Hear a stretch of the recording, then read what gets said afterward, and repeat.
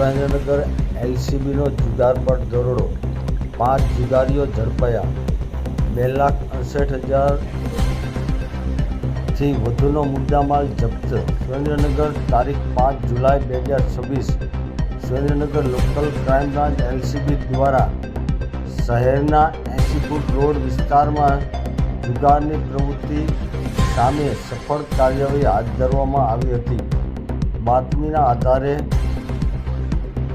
પાડવામાં આવેલા દરોડામાં ગંજીપનાના પત્તા વડે હાર જીતનો જુગાર રમતા 5 ઇસમોને રંગે હાથે ઝડપી પાડવામાં આવ્યા હતા.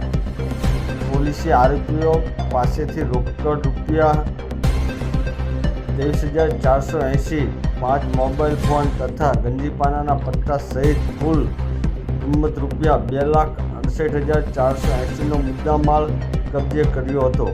તમામ આરોપીઓ સામે ગુજરાત જુગાર અધિનિયમ હેઠળ ગુનો નોંધી આગળની કાયદેસરની કાર્યવાહી હાથ ધરવામાં આવી છે. Gujarati live news.